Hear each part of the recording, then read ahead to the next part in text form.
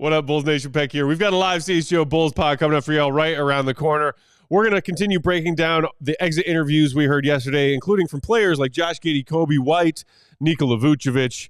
Are they all seeing red as we move into the offseason? But before we do all that, we're going to talk to our guy, Marc Stein, coming up next.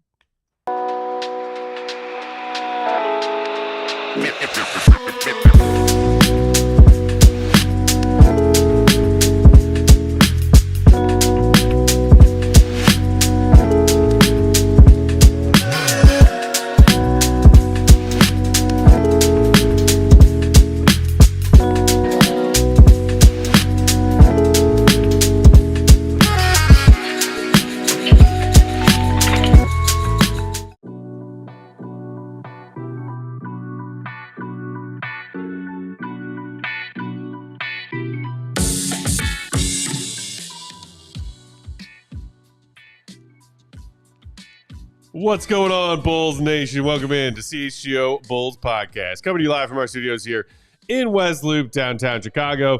CHGO Bulls presented by Bet365. Download the Bet365 app. Use promo code CHGO365 when you sign up. Whatever the moment, it's never ordinary at Bet365. I'm Peck, Bulls_Peck. That's my guy, Will the Go Gottlieb. Perfectly coiffed, Will_Gottlieb. Queen of the controls, one only Katie Duffy. What up, Katie? Hi. All right. Happy Friday, everybody. Big Dave is actually on his way out to Vegas right now to cover WrestleMania for CHGO Wrestling with our guy, Greg Boyson. Be sure to keep your eyes peeled for that content dropping over the weekend. And right now, we are pleased to be joined by another member of our All-City crew. Does a great job covering the Mavericks for DLLS Mavs. Also, you can follow him on Twitter at The Steinline. Subscribe to his excellent NBA Substack of the same name, The Steinline. The one and only, our pal Marc Stein is back. What's up, buddy? Uh-oh, Mark, I think you muted yourself or we lost your audio somehow. And a very exciting introduction fizzled out. We lost him, but we can see you. We can see you. Oh, he's giving us the 1 minute. All right. We'll see if we can get Mark back on shortly. Very excited to talk to Mark. They got themselves a big game, the Dallas Mavericks do. Goat. Yeah, and as we just mentioned before tuning in, obviously there's a little bit of a Bulls implication going on, but for Mark and our DLS friends, they've got Memphis today. I haven't looked at the injury report. I don't know if Ja is playing, but he sprained his ankle pretty badly in their first playing game against the Warriors. But we were going to maybe talk about this anyway. The Bulls in the lottery right now, tied with Dallas for 12th and 13th. Mm-hmm. And if both Miami and Dallas win tonight and advance to the playoffs, the Bulls would jump up to the 11th spot in the lottery. And that basically doubles their odds, or 150% their odds of moving up in the draft. So I believe as it stands right now, the Bulls have about a 5.7% chance to move up to the top four and a 1.2% chance at the number one pick. If both Dallas and Miami advance tonight, that would move up to 9.4% chance to move into the top four and a 2% chance at Cooper Flag. So, not nothing, but not a lot either. I will happily take any extra amount of ping pong balls I can get as a Bulls fan right now. When's the lottery? Not soon enough. May 12th. Katie, how are we doing on getting our guy Mark working? Let's try if we get our guy Marc Stein back on. Mark, can you hear us? Can you speak to us? I hear you. Do you hear me? There he is. Hey, there he is. We got That's him. our guy Marc Stein. Ladies and gentlemen. Yeah, so we were just talking while you were getting your audio sorted that the Mavs have themselves at the end of a very tumultuous season, a big win and go to the playoffs game on deck in just a couple hours. Yeah, it has been an absolute circus. I wanted to come on this show today to check on you guys because now is your circus has begun. I mean, it is crazy when you look around the All-City network. Our PHLY colleagues think they saw the most nightmarish season in NBA history. The PHNX squad think they saw the most nightmarish season in NBA history. In DLS, I think we can give anybody a run for their money that's in our family. And then Denver, we saw them fire their coach and GM with 3 games left in the season. We were all really pointing to CHGO Bulls as the source of NBA stability, optimism, hopium, I think the kids say now. Gottlieb, is that right? Is that what your generation likes to say? I don't know if I fall into that generation, but I'll allow it. And now you guys, it's all I've from afar watched that it's all that hopium is evaporated in the Windy City as well. And you guys are just as confused and exasperated. But the Mavs, when they push all of their chaos aside, yeah, they've got a game tonight in Memphis. John Morant might not be able to go. Even if he does, he's going to be compromised. Would not shock me at all if the Mavs beat Memphis to force a 1-versus-8 matchup. But I know none of that is why you've brought me on today. Trade will make plenty of sense. They need to win this game tonight, and then it'll start to make sense. Wow, it will not. They will. That's some rationalization that even Bulls fans would shake their heads and blink at. But yes, Mark. But I have noticed. I have noticed since the trade deadline that the Bulls also have a penchant for some baffling media availabilities. Nothing quite on the level of handpicking 15 reporters and saying don't bring your cameras and no recording devices allowed. But I think now twice since the trade deadline, the Bulls of Chicago have had their own head-scratching press conference. I mean, we definitely want to get your thoughts on what Bulls VP of basketball ops, AK, had to say yesterday, trying to paint the rosiest picture he could after losing in the play-in tournament yet again. But let's start there. The Bulls lose to the Miami Heat in the play-in tournament for the third consecutive season. And, you know, we had Bulls fans all up in our comments Wednesday night saying, this is Billy Donovan's fault. This is Billy Donovan's fault. This is Billy Donovan's fault. Third year in a row. Some of the same pieces, some different pieces, but same result. Do you think it speaks more to Eric Spoelstra's X's and O's dominance over almost any other NBA head coach among his peers? Or did it shed light on maybe some weakness in Billy Donovan and his coaching abilities? Which one spoke to you louder as far as when you watched that game unfold the way it did?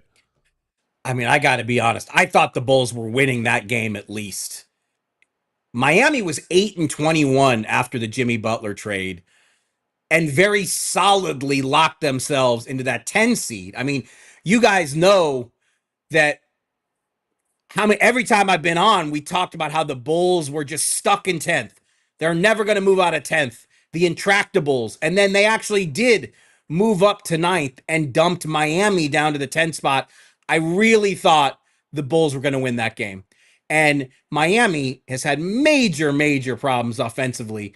And the offense that we saw out of the Heat, especially in the first half, was stunning. And I was, like I said, I wasn't sure that the Bulls were going to win 2 to finally get beyond play-in land and actually make it into a series. But I thought they were going to beat the Heat. And I was woefully mistaken. And look, Miami has a ton to play for, because if Miami doesn't win this game against Atlanta, they keep their pick in this draft, but then they give a 2026 unprotected first to OKC and a 2028 unprotected first to Charlotte. So the Heat have major stakes in this second game tonight. And yeah, guys, I like, you guys have every right to be, although it's funny, I've been following the Matt Peck Twitter feed pretty closely here, because I wrote recently about the dream backcourt of Coby White and Josh Giddey, and I even inserted some of Matt Peck's pessimism, because I know people see that, Mark. I was flexing to everybody I saw that day. Like, oh, you read Marc Stein's column today? Yeah, that's right.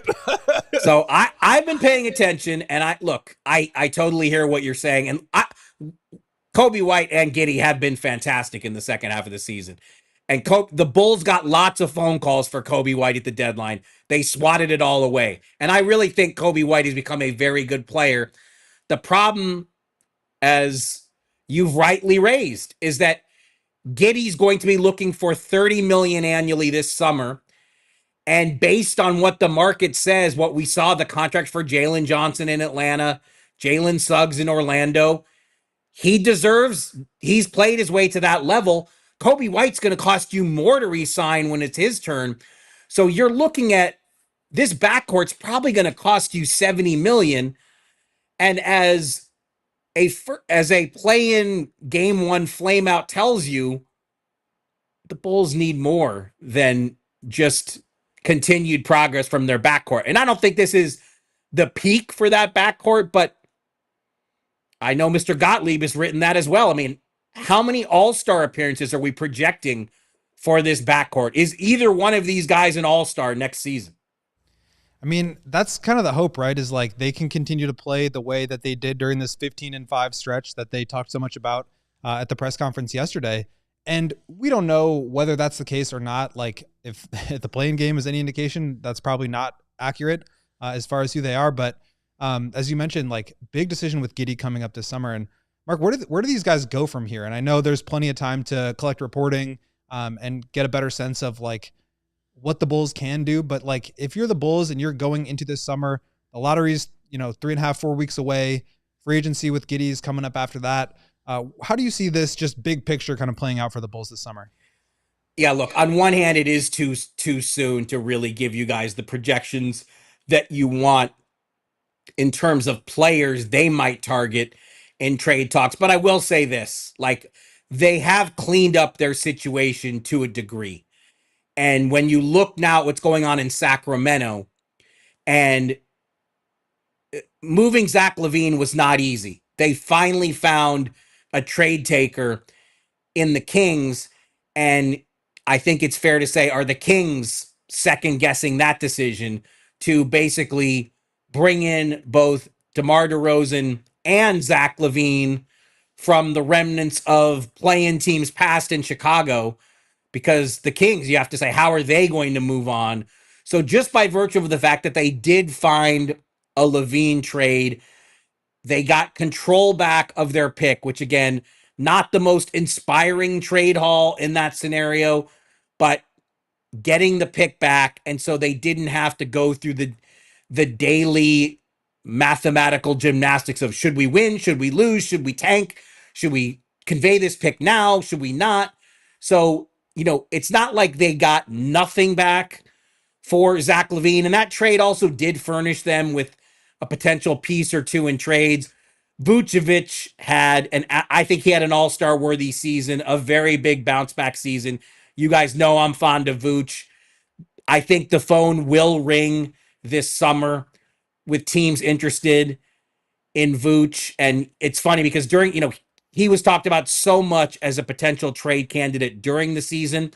But all that time, the whisper that I was always hearing was, it's more likely in the offseason. It's more likely that he stays put during the season. And those rumbles, with hindsight, proved to be true. But I think he had a really good year. And he's now moving into the last year of his deal. So I have to think there will be some interest. The phone will continue to ring for Coby White. And I think the Bulls will continue to swat those inquiries away. But yeah, I mean, I think it's fair to say that there maybe not as much uncertainty as in Philly, Phoenix, Dallas, maybe even Denver, but the CHGO Bulls show will have no shortage of things to ponder between now and draft night. And worst case scenario, we find ourselves back where we have the last several years, which is in the play-in tournament playing against the Miami Heat. That's right. And low lottery odds. That's something we've grown used to. I am curious, Mark, you may not have sat through all 20 minutes of it because you don't want to self-torture, but you probably caught the highlights of AK's season-ending press conference yesterday following their play-in loss. He kind of laid out like 4 bullet point goals that he set for himself and the team at the beginning of the season. And then proceeded to tell Bulls fans and the media that, 4 check marks. Define and change the team style of play, specifically with their shot profile. They went from one of the lowest to highest volumes a 3-point shooting team. They did do that. He talked about reclaiming their 2025 first-round pick and control of all future picks. They did do that. And then his last 2 goals were just sort of amorphous talk about building with young, players with experience and playing the right way and playing to go out there and compete and win every night. And a lot of things that we had heard him say in different Flowery language before. But essentially it was like his thesis was stay the course. We saw growth from some of our young guys this season. Stay the course. What do you make of an executive saying that after going to the play-in tournament for the third straight year? Well, I would say this. In all candor, I did not watch the whole thing.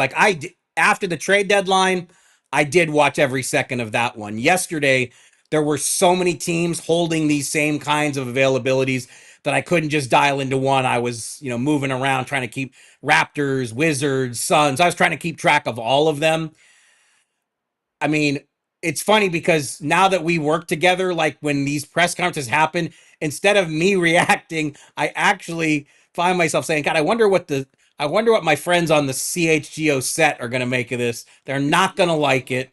But how much of this is coming from ownership? I mean, we know that Chicagoans have been so loyal to this franchise and just continue to fill that building. So is the mandate really the front office mandate, or are those the directions they're getting from above to let's just continue to be decent because that's what seems to keep the building filled? And, you guys will have a better feel for that than me living there. I'm kind of looking at it from the outsider's view. Like I said, they're just enough, the fact that they did find a Levine trade, the fact that they did get control back of their 2025 pick, the fact that they did get some tradable contracts in that move, if not the draft haul that Bulls fans would have hoped for. Like, they did okay.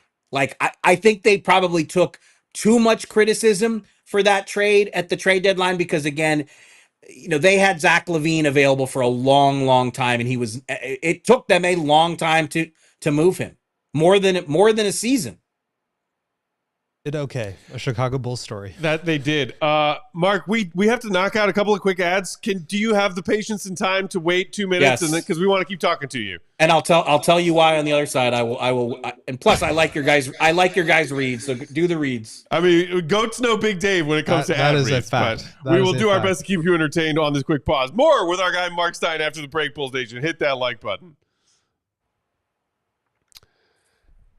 Today's show brought to you by Four Seasons. Chicago, summer will be here before you know it. Is your home's air conditioning up for the challenge? I say that right now while feeling a bit toasty here in our CHGO studios. I don't think our AC is on. It should be. Four Seasons Heating and Cooling has been serving Chicagoland for over 50 years. Now is the time to get your AC checked out, and Four Seasons experts are ready to help you with AC installation, maintenance, and repair. 2024 was officially Chicago's hottest year on record. The heat index even reached 114 degrees last summer at O'Hare. That's gross. That's what I complain about when we go to Vegas for Summer League. It should never be that hot in Chicago, but it's happening. So you want to make sure your AC game at home is ready for it. Four Seasons expert technicians ensure you always receive reliable service, and Four Seasons doesn't charge more for service during nights, weekends, not even holidays. Four Seasons AC Tune-Up Special, just $89.95, and includes a 1-year no-breakdown guarantee. Everybody loves a guarantee. For a limited time, you can get up to $4,000 off a brand new comfort system with 0% financing for 72 months. Your trusted local experts are Four Seasons Heating and Cooling. Visit fourseasonsheatingcooling.com for all their special offers and money-saving coupons. That's fourseasonsheatingcooling.com. Take a chill pill. One of the things that Arturis said at the beginning of the year that he didn't mention at the end of the year was that they wanted to establish home court advantage. That's right. They wanted to play better on their home floor. Got protected. Did not work quite as well as he would have hoped. 18-23 at home this year, and obviously lost at home court during the play-in. So maybe he needs to go and find a new home floor with Empire. That's right. Just because every team needs a good home court advantage, and Empire has the flooring experts and dedicated flooring professionals who can focus on flooring every single day. We've all been to the big box stores. You wander aimlessly through the aisles and then finally find someone. Biff, I think, is the guy's name that Dave Biff. always likes. Biff. Big Dave's guy, Biff. He's looking for materials. He's trying to help you install. He's coordinating everything. And you just end up having to do it yourself because Biff doesn't know what he's doing. But if you go to Empire, they will help you out. They have the best flooring game, and they live and breathe flooring. They will be with you every step of the way. It is a whole different ballgame. Their flooring experts bring the showroom right to you, picking the right flooring and the right colors for your space. See how it looks in your space with your furniture. Get precise measurements and precise measurements taken and have all your questions answered so there are no surprises. With Empire Today, you get clear upfront and all-inclusive pricing, plus you can schedule installation as soon as the next day. So schedule a free in-home estimate today because some things are better at home. CHGO listeners can receive $350 discount when using promo code, you guessed it, CHGO. That is right, $350 off with CHGO code. Restrictions apply. Terms apply. Visit Empire Today/CHGO for full details. You want to do the jingle? 588-2300. Back to you, Goat. Empire Today. Katie's clapping. Was that a pity? Not pity. Was that a petty clap because Big Dave is not here? Maybe it was half and half. Yeah, that's what I thought. I'll take what I can get. CHGO Bulls rolling along on a Friday afternoon. Thanks for hanging out with us. Hit that like button if you're hanging out with us on YouTube. Our guy Marc Stein still here with us of DLLS Mavs and the Stein Line Substack. Okay, how to go do, Stein, filling in for Big Dave on the ad reads part of this job. It's funny. As soon as Gottlieb started speaking, I deduced that it was Empire asleep. Today. I could just feel that it was Empire Today. I knew it. I had to get a dig in on AK after he publicly called out my wins prediction during the press conference yesterday. Oh, boy, yeah, he did it. And I'm actually, don't tell him I said this, I'm actually a little bit glad he's not on today's show because I think when I make this next revelation, he would be the most disappointed in me. The reason I messaged Katie and said I had to come on today, this is hard to admit. I recently was in Chicago for a 24-ish hour period.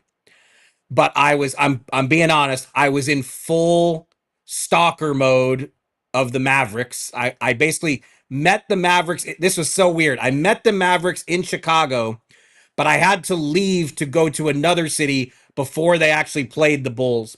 So I got in like right before the Mavs got in, spent some time with them on their off day in Chicago, and then left. I had to admit this to you guys because I have been racked with guilt that I was actually in Chicago and did not come by the studio. I promise you, though, that my schedule was a circus and I couldn't. But like I said, I would fear making that confession to Big Dave if he was here. We would not let you live that one down. But you can make it up to us. I don't know if you'll be at the lottery this year or the combine, but if you are, maybe you can stop by. If I was, I 100% would, but I'm actually not going to be there.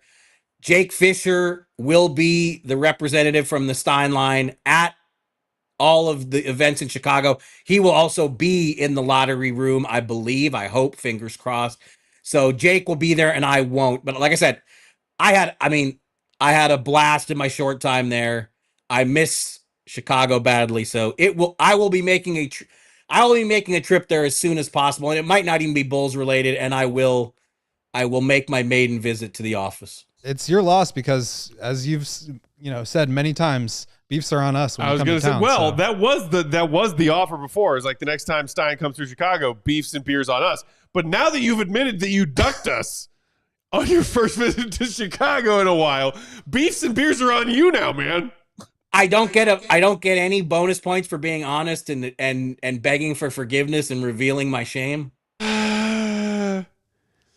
Partial bonus points. How about we split the tab? Maybe not bonus points. I'm really just looking for understanding because understanding will give you. And before we proceed to the Bulls, my last question on this topic is: CHGO wrestling a real thing? Because if it is, our host on DLS Mavs, Kevin Gray, might put in for a transfer because not only is Big Dave in Vegas at this wrestling thing, I'm not even sure what it is. Kevin Gray, host of DLS Mavs, is also there. And because he is a WrestleMania addict. And so tonight we have to cover what might be the Mavs' last game of the season without our host. Yeah, we were preparing for potentially having no Big Dave tonight for the Bulls' second play-in tournament game. They did us a solid for the Bulls game 1 against the Cavs on Sunday. Big Dave still be out in Vegas. He knew there was no chance. But yes, to answer your question, yes, CHGO Wrestling is very much a real thing. They do a show, I think right now, once a week with him and our guy, Greg Boyson, who's also on our CHGO Blackhawks crew.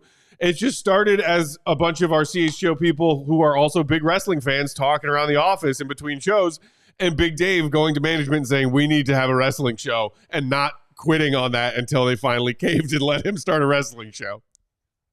That is impressive. I will be notifying Kevin Gray. I'm sure he'll be volunteering to at least be a guest on it for sure. Any day now. They would love to have him.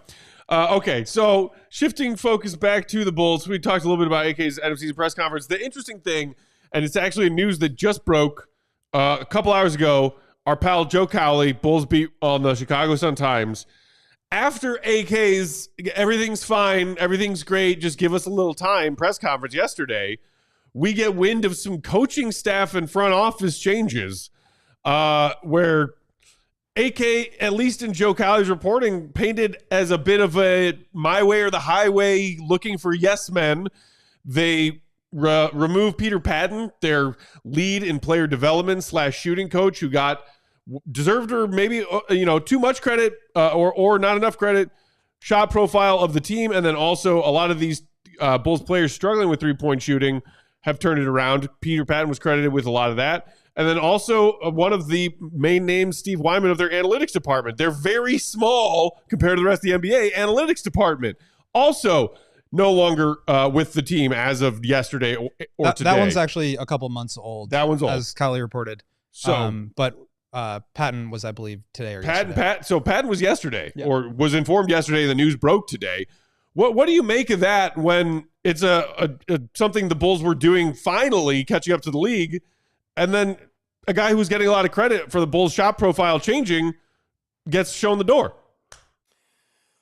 Well, look, it just happened. So in fairness, I am going to have to do some more digging to get a better hand. I mean, I have heard a rumble or two, but and I have to put my biases on the table. Peter Patton worked in Dallas for many years before he went to Chicago. I'm a big Peter Patton fan. He is held in very high regard here in Dallas, has a lot of fans still here in Dallas. And so for him to go to his hometown Bulls, I mean, he's a Chicago guy. So I know it meant a lot to him to go work in Chicago.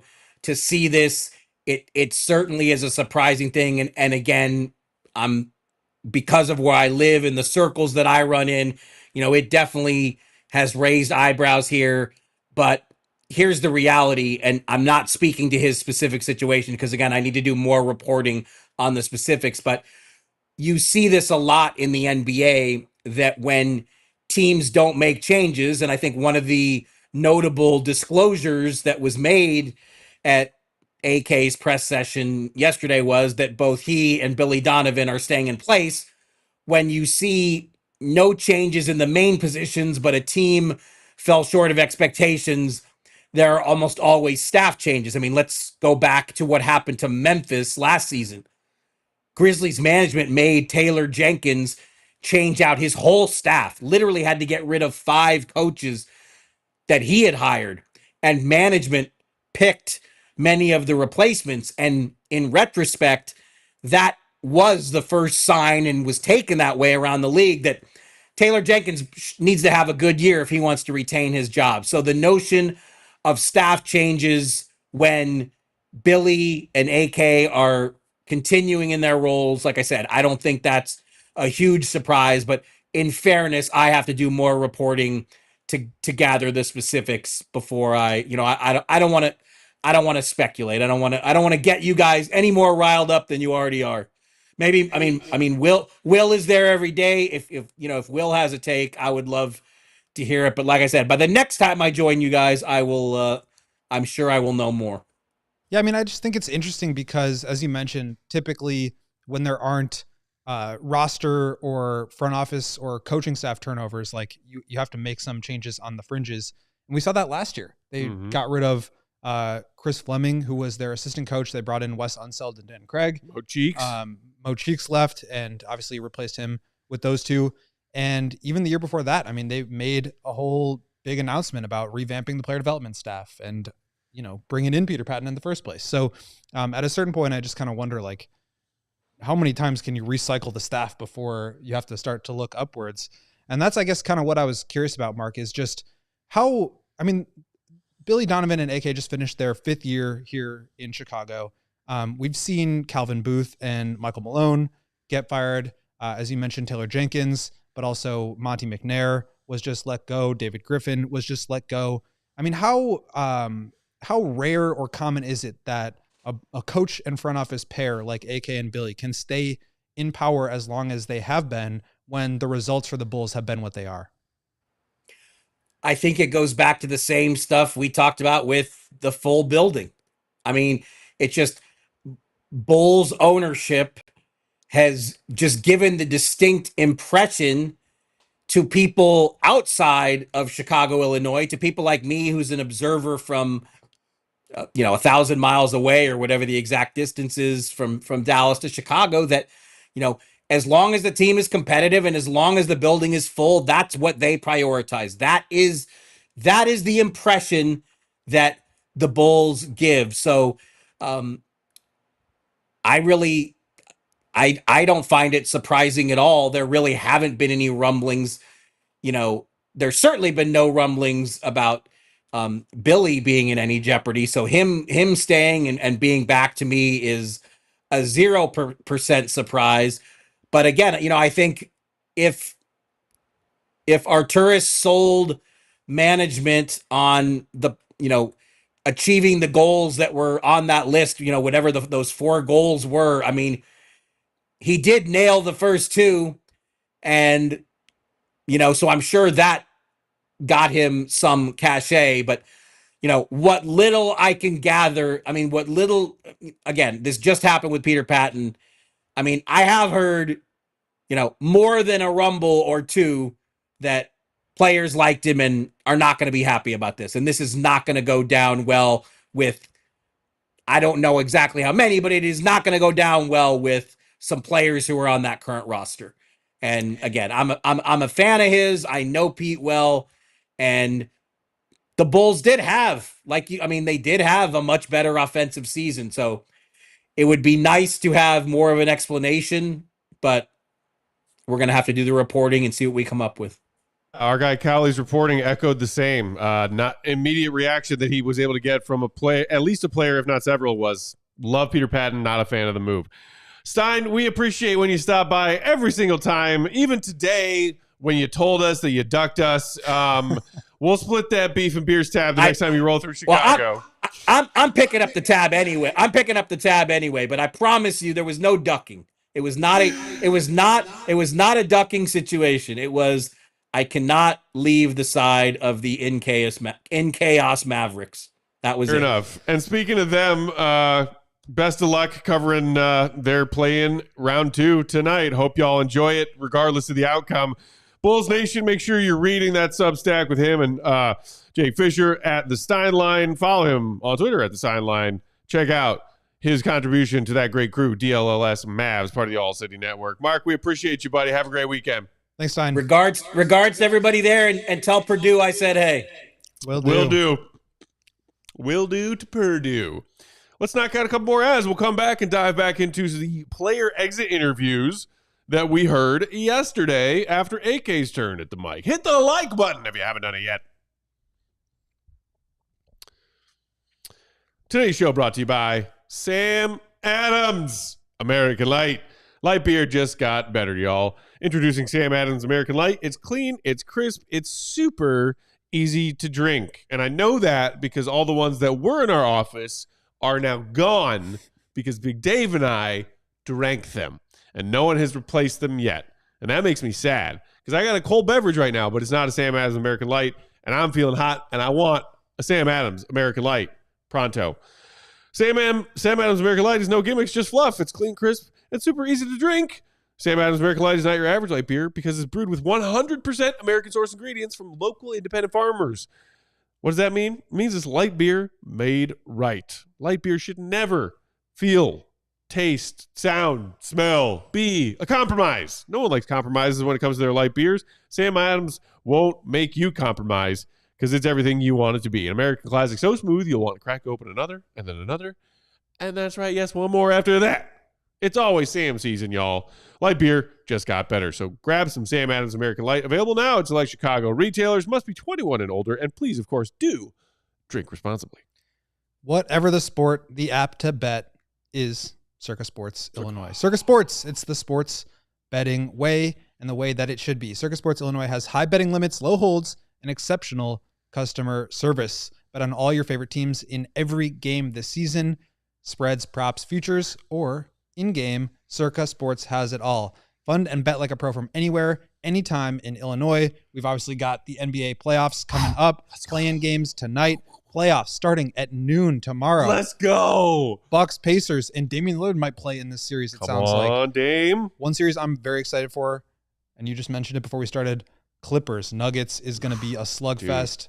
Zubac, Battle. Jokic, defense, Battle. offense. It's going to be a Kawhi? blast. Kawhi. Healthy is Kawhi? playing like Kawhi Leonard. You got the Remember Pistons him? jumping from the worst team in the league into the playoffs. They'll face the Knicks. And, of course, Lakers, Minnesota Timberwolves. That's just tomorrow night. Oh my These God. series are going to be It's incredible, amazing. I'm really looking forward to the Rockets and Warriors series. That's going to be a lot of fun. And if you want to place any bets, you know where to do it. Circa Sports. Download your new bookie today at circasports.com. Must be 21 or older. Gambling problem? Call 1-800-GAMBLER. Boom, boom. Rolling along, CHGO Bulls. Thanks for hanging out with us on your Friday afternoon, getting the weekend rolling. Hit that like button if you're hanging out with us. Hit the like for our guy, Marc Stein, popping in. Always love chatting with Stein. The best. Also, I did not know until just now. I know that Peter Patton is known by a lot of people across the league, even just from talking to people about Peter Patton over the last 24 hours. But, like, longtime member of the Dallas Mavericks organization, very well respected there. Interesting stuff. So let's now revisit we spent a lot of time talking about what AK had to say on yesterday's show in the exit interviews. Let's talk players now. The Bulls made Josh Giddey, Coby White, Ayo, Lonzo, Vooch. I think that was it. Available to the media Ayo, Lonzo, yesterday. Coby. There were 5. It was Ayo, Lonzo, Coby, Vooch, and Giddey. Yeah. So let's Thank start with Giddey. Some things you would expect him to say as far as just very general Q&A stuff. He assured you and your fellow beat members that the wrist/hand muscle, whatever, that had him in and out of the lineup down the stretch won't be an issue to the start of next season. Just needs to rest it, needs to not pick up and play basketball for a while. Plenty of time to get that right. So that was reassuring to hear from him. He said he was basically getting on a plane last night to go back to Australia. Yeah. He usually takes a week off and then gets back into training. He said he's going to take 2 or 3, let it heal up, and then he should be fine. So good news there. Hope he enjoys some time back home.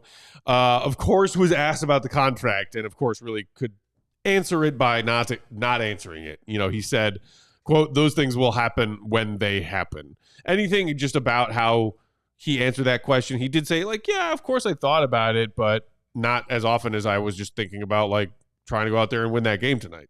My favorite thing about Giddey and just covering him this year is that he is incredibly honest and incredibly reflective and, like, introspective. Yeah. And so when you ask him a question, he's not going to lie to you, and he's going to, like, tell you the real truth and, like, share an honest, like, self-reflective answer. And Right. that's like a pretty rare thing. Like, a lot of guys will just say, like, kind of some stock answer, coach speak or whatever it is. Like, I mean, at one point Giddey was just like, I know I'm never going to be, like, a stopper out there. Yeah. And, like, that kind of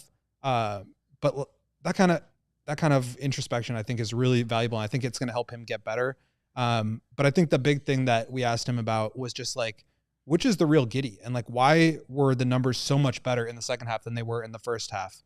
And he had some good things to say about that too. He was kind of saying that he didn't want to step on anybody's toes. Obviously, Zach was still in town and he was really the primary guy. And so trying to fit in, that's, like, one of the kind of concerns that I have about him, though, is, like, obviously he can put up some big numbers and showed what he can do with the ball in his hands and playing alongside Coby. But when you introduce more star power in there, he can be a little bit marginalized. And if you're going to pay him a lot of money, you want to feel a little bit more comfortable with that. And so the question that we kind of asked him, and I believe it was Sam, was just Sam like, Smith, yeah. if the Bulls are going to invest in you, which Giddey is the real Giddey? Which Giddey is will the real Josh Giddey please stand up? And I'm not sitting here saying that, like, he can't continue to improve. He took a huge step forward. I think he will continue to do that. He improved shooting, he improved cutting, he improved defensively. I'm not sitting here and saying that he can never be, like, a player that is complimentary, but it's just one of the questions that I have that I think we still need more information about. as he continues to grow and get better. So here is a clip of Josh Giddey trying to answer that question from Sam Smith. Katie, if you will. The first half of the year, as I said, it's a new situation, so naturally there's going to be an inclination to come in here and try to fit in. That was my initial mindset. I never wanted to come in and try, not ruffle feathers, but change the whole dynamic of the way guys played and the way the team played. But I think it took me a little while to find my feet, and obviously trade deadline happened when Zach got moved, and he was obviously such a big part to what we did here, and it kind of opened up, avenue for other guys to step into, and I saw that as an opportunity to take on a bigger responsibility, both sides of the ball. And, I think from the 50 games at the start of the season, it was just two completely different players. And not even talking statistically or anything like that. It was a confidence level, an aggression level, effort level. So there was just so many things that changed throughout the year. And I think, obviously, if you compare the statistics, they look, very different. But for me, it wasn't about that. It was about how hard I played, how much I tried to lead these guys, how connected we came as a team. And as a point guard, a lot of that falls on your shoulders. And I loved having that responsibility. And,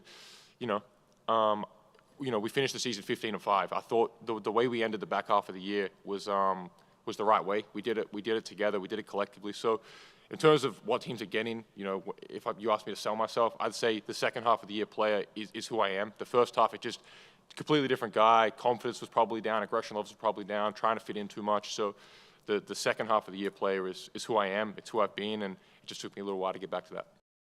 I think the most interesting part of that to me, Goat, is that it wasn't necessarily just like a scheme and what's my role as one of five on the floor in this, as far as the impact on what Giddey's stats looked like the first half of the season and the second half of the season, but him talking just there towards the end of the confidence as a player and how that impacted his level of activity on the floor on a nightly basis.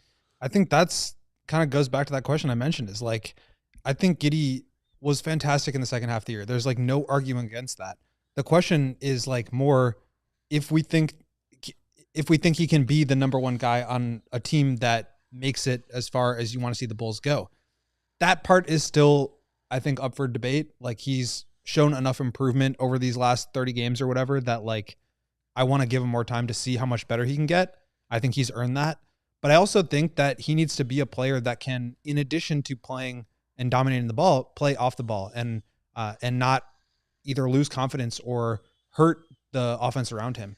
I'm not saying that that's necessarily what happened. I mean, he mentioned the confidence thing, but like, for you to be a star player in this league, you have to be able to play with other star players. And I think there's two questions about this team. Is one, how do they get that guy? And two, how would they fit in with the guys that are already in place? And we just did a short that will come out about like, should the Bulls trade for a Zion Williamson or a Domantas Sabonis? Like, those are interesting questions, but like, if Giddey's the foundational piece and you're about to pay him, you have to feel really confident that he can fit next to one of those guys if you do go out and trade for him. And I'm not saying that he can't do that. But even within how well he played, that part is still a question. I think it is still very much a question. And it's true that there were just so many different things that the Bulls as a organization had to try to accomplish this season. And Billy Donovan tasked with like, hey, you got to go out there and showcase that Zach LaVine's still an all-NBA or all-star caliber player in this league so that we can get a trade done for him. And Giddey taking a backseat to that for the first half of the season. And he said himself, ruffle feathers, step on toes, however you want to phrase it and frame it, that he was just trying to come in, softly to a new situation and a new team and not just immediately take over. But that kind of goes to what Uncle Will was saying on our show yesterday when it comes to Josh, is like, okay, especially if you sign this big new contract this summer to stay here, then does that change? Because it seemed like Josh and his teammates who stuck around through the trade deadline and finished the season with that 15-5 stretch really came to enjoy playing with one another, but also, and Coby talks about it, we'll hear from Coby in a little bit, like enjoyed each other's company off the court as well and really bonded. And Josh, being a newcomer to the team, being a part of that bonding. But like, do you now need to, coming into next season, assuming he signs and stays, put an even firmer foot down of like, this is my team now. I came in because I was a newcomer, and let the role come to me instead of going out and taking it next season and beyond. Is it Josh Giddey taking that role, and how far does him being in that role get you as for like the Bulls as a collective team? Yeah, I think those are questions that we'll only be able to answer with time. I think it's fair if people come to their own conclusions about it now. But I do think, like I said, that Giddey played so well during the second half of the year that he has earned more runway to show what he can do and continue to evolve. I mean, he's still, I hate to say like the age thing, but like he's still young, and it's not that he's shown nothing. And so, but he's still young. So Right. like, let's just see. It's like he's continually gotten better over time, addressed his weaknesses, improved on his flaws. And so that's where it's like, yeah, you do still have some runway to continue to do that. Right. And again, it's fair if you have questions or concerns about that. But I do think with the way that he played, like the Bulls need to find more of that out. And that's why I think next year is really going to be about giving the Coby, Matas, Giddey trio a lot of runway. Right. You know, as someone who did use the he's only X years old conversation with Pat at times when he was even much younger, like it's more valid, I think, to use that with a player like Josh, who in the early stages of his career has produced at a much higher level than Pat ever did. Yeah, and improved along the way, right? It's Yeah. not like he showed one flash and then was done. It's like he continued to get better time and time again. Right. All right, we got to knock out a couple final ads. When we come back, we will hear from Coby White and Nikola Vucevic, the other two of the Bulls' big three-ish thing, moving forward into the offseason. Hit the like button if you haven't done it yet. Today's show brought to you by Lucy. Are you thinking about leveling up your nicotine routine? If so, why not give the fine products at Lucy a try? They have a variety of products. They've got nicotine gum for those of you who like the good old-fashioned way. They also have pouches and what Lucy call their breakers, which are pouches with a little extra burst of flavor and hydration in each pouch. These are my apple ice flavored breakers. They're my trusty ones. I take them everywhere. Since Lucy came on board with CHGO, I became a user, and I have not looked back ever since. It is my new ride or die. They also come in a variety of strength as far as milligrams of nicotine per pouch, per piece of gum. So wherever you are with your nicotine habit, they have exactly what you're looking for. And just try all the different flavors until you find your favorite one. They've got lots of the mint varieties. They've got lots of fruity flavors. They even have an espresso flavor if you are somebody who loves their coffee. Here's the best part. It's a monthly subscription. Just sign up and it'll just show up at your door once a month. And you can, once you sign up, change once you figure out, you know, this is how much I use this month. I need more. I need less. You can alter that subscription as you go to figure out exactly what's right for you. It's way better than going to the bodega around the corner, the gas station down the street, anytime you realize you're out of your nicotine product, whatever you choose, and need to go re-up. Lucy takes care of that part for you. And they even have a 30-day refund policy if you change your mind. So what's the risk? There is none. So head to lucy.co and use promo code CHGO2025 to get 20% off your first order. Lucy has that 30-day refund policy, as I mentioned. Again, that promo code Lucy, CHGO2025 at lucy.co. And here comes the fine print. Lucy products are only for adults of legal age. Every order is age verified. Warning, this product contains nicotine. Nicotine is an addictive chemical. NBA draft lottery is almost a month away, 4 weeks. And I am looking to the future through my Right-On optics, binoculars. Matt, tell me what you can find in the future, because no matter what outdoor activities you prefer, no matter what indoor activities you prefer, no matter what future reading activities you prefer, it is always important to have the best view. And Right-On optics offer a full range of optics products so that you can see clearly. Better views at your kids' sporting games, better views spotting birds or other wildlife on a walk in Lincoln Park. You can bring them to the stadium if you're going to the Cubs 120 Club and you want to see balls and strikes. Right-On offers higher performance at a lower price, the perfect balance of performance and value, and they won't break the bank. Right-On Optics has been around for over a decade, and every product receives a full quality control inspection. The Right-On Promise unlimited lifetime warranty not only covers defects, but also accidental damages from drops. Yikes. Accidental. Get better at looking at everything. What do you want to look at? Whatever it is, quality products that you know you can trust, that's Right-On Optics. So check out the full line of Right-On products today at rightonoptics.com/CHGO. That's RITON optics.com/CHGO. Oh, man. By the way, shout out Bulls, to Big Dave. Bulls, they're going to jump up into the top 4. Is that That's what I just learned from my Right-On Optics. Second pick, not first. Bummer. Yeah, I know, right? So close. Katie, I'm sorry. They need another guard. I was going to sorry that ask, I did you accidentally- happen to see an apology in the future for? I'm sorry that I put such care moved into your that flags. today, and now my flags are ruined. It's because I got up and got the binoculars that we needed for that ad. I need. fine. I'm a team I player. did need It's fine. them. I did It's need fine. them. Sometimes I'm a sloppy team player. It's 'cause, fine.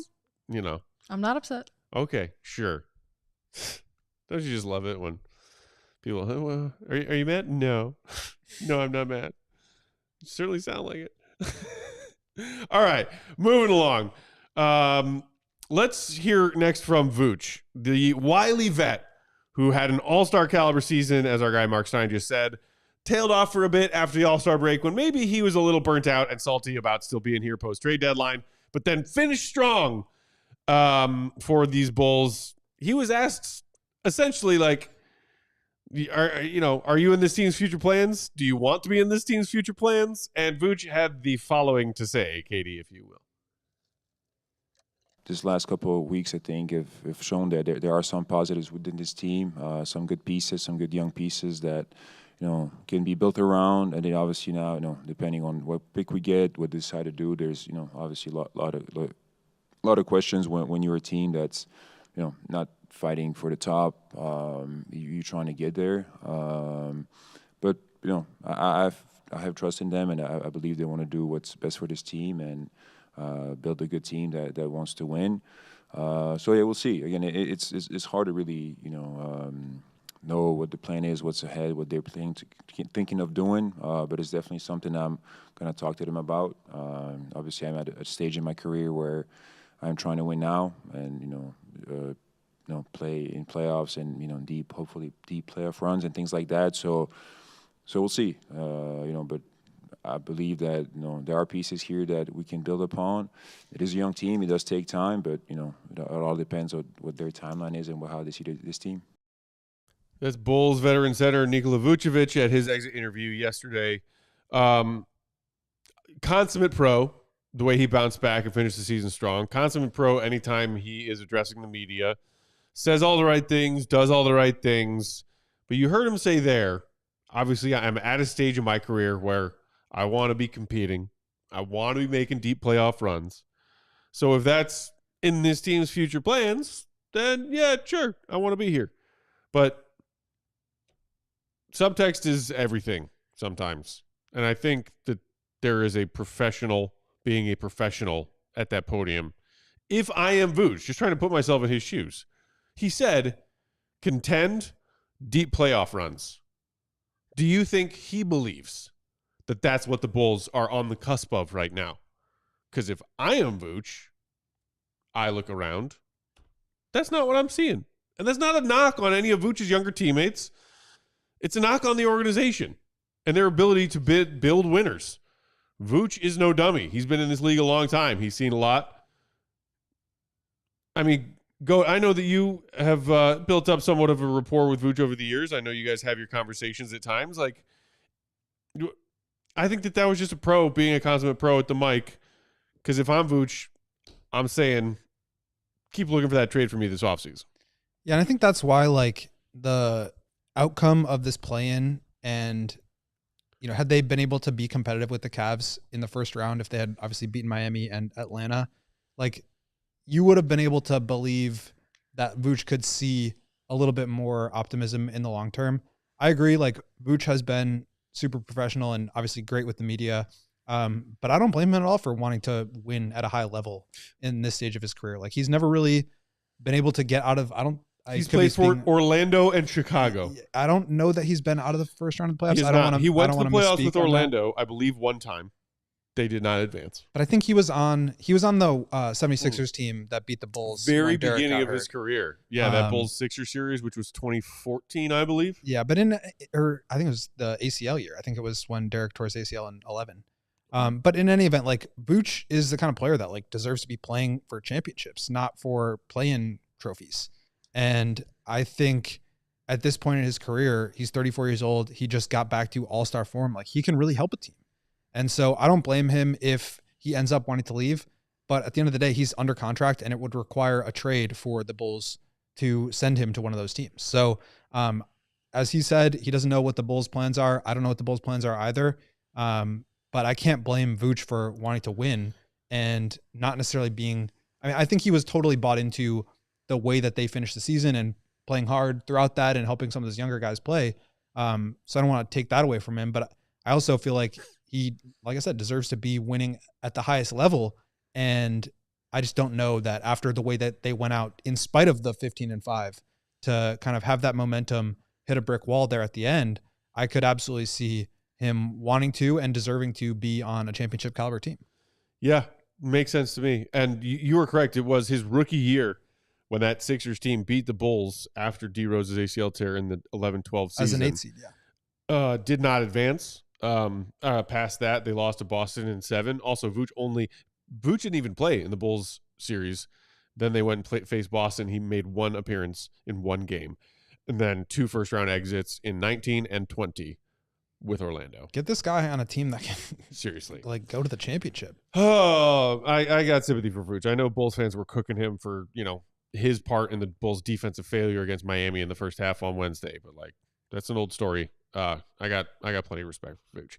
Before we get out of here real quick, this is the big one, I think. This is Coby White coming off the second consecutive season where he's starting to look more like the leader of this team and a quasi-star player who's still 25 and could have a few more years of getting better and more dominant, certainly as a scorer in this league.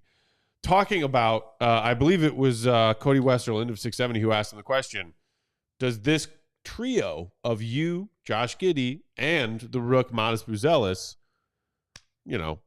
does it move in you some certain confidence of where this team and you three leading it could go? Here is what Coby had to say, Katie. I think I fit in well with him. I think for the most part, I do. Both of those guys only want to win, and so that makes it easy to play with. Giddey, obviously, very unselfish, high IQ for the game, great feel for the game. Obviously, you've seen what he did once he got his feet set, once he got comfortable, and then, like I always say, Matas, the sky's the limit for him. And he continues to get better, and he wants to get better. So I think as long as we keep getting better, but trusting the process, and we have great relationships off the court as well, so that always helps. But I feel like we continue to get better, continue to climb this mountain together. I think as a whole, we got a chance. An optimistic take, a confident take from Coby. Before that, answering that question, he answered a different one from our guy Drew Stevens of the Bigs, who said, like, what do you say to the people who question the ceiling of a team that's led by a backcourt of you and Josh Giddey, particularly from a defensive perspective? And Coby's answer to that was, quote, I've been proving people wrong my whole life. Yeah. Our guy Big Dave says it a lot. He said, like, I'm done doubting Coby. I'm done putting ceilings on Coby. And it certainly seems when he speaks to the media, it is confidence, but it's also like Coby keeps receipts. Yeah, I'm with Dave on that one. Like, he's just gotten so much better year after year that, like, why stop now, And I think Coby is the way he played down the stretch is the kind of player that can play a big role on a good team. And I think with the contract situation being with what it is, I don't want to get too much into detail about that at this point, but like it just, with how well he played and his contract right now, like it does not make sense to trade him anymore. I think before the deadline, there were some questions that for me, it made sense because they probably could have gotten more for him. Now it's like, this guy's a foundational piece. You keep him, you build around him, and you continue to add where you can, unless you're like completely tearing it down and rebuilding from scratch. But like, if you see this as a path towards something and not a path towards starting over, then I think you keep Coby, no questions asked. He's been too good, too positive of a impact on the team from a leadership perspective, and just the way that he continues to get better year after year. I'm done doubting him too. The thing is just a matter of, Stein was talking about a little bit. We got Giddey's contract this summer, and then if you do decide maybe the window passed to sell high on Coby, I think it did. Then you're signing Coby to just as, if not more, of a lucrative deal as the one that we're about to sign Josh Giddey to. Matas, and look, I love Coby saying, Matas is fearless. and like that, he called his ceiling limitless, I believe. At Io Dosunmu, who also spoke to the media yesterday, said similar things about Matas Buzelis, believing in your young teammate who could make strides and help you collectively go places as a team. It's entirely possible that Coby White comes back next season a better player than the one that we saw this season, the one that we saw last season. You know, it'll be interesting, especially because, like, next season, Coby's still here. The Bulls have a task of go out and try and win every night. Maybe try and fight for a 6th seed in a weak East if you can get there. Otherwise, let's go to the play-in tournament again. Yay. But on a contract year. Like, what will contract year Coby look like?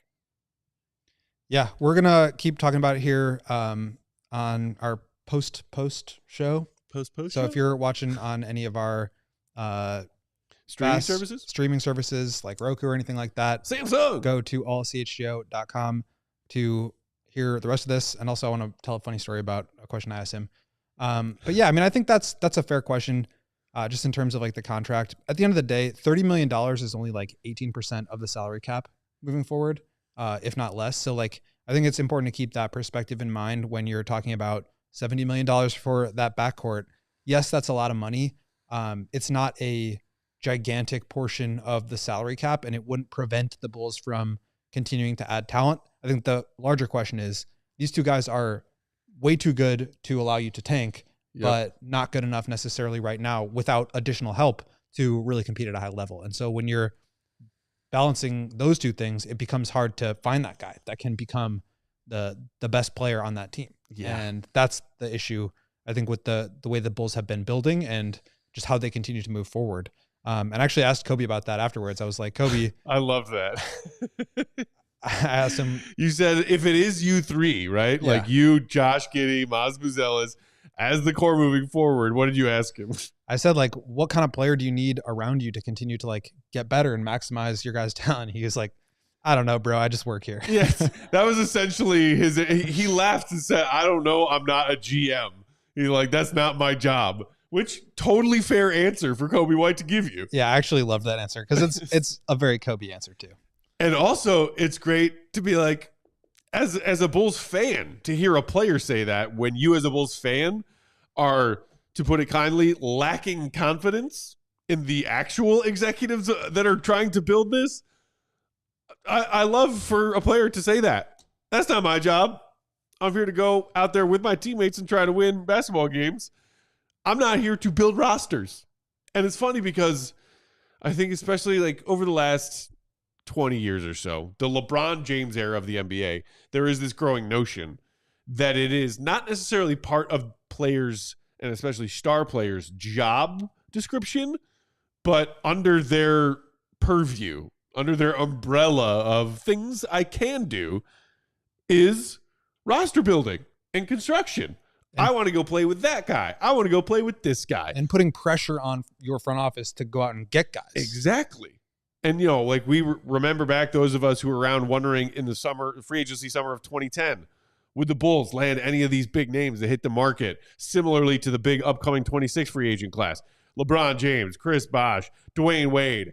And with the Bulls and and their fans, it was like, oh my God, like, are we going to get LeBron and or Dwayne or Bosh to team up with Derek and Joakim? And it was like, as Joakim has gone on the record to state in a couple of different recent podcast interviews, like, begrudgingly, because he had some beef with some of those guys, I was the one going out and recruiting because I wanted him to come here and be a Bull and help us win because I wanted to win. Derek was doing none of that. So as a player, how much do you feel like it is when we talk about Coby White and his voice gaining a following among the players, his teammates in the locker room, and becoming more of a vocal leader on this team? Is there some step beyond that? Because his answer yesterday was, not my job, not my problem. But plenty of stars around the league see that differently.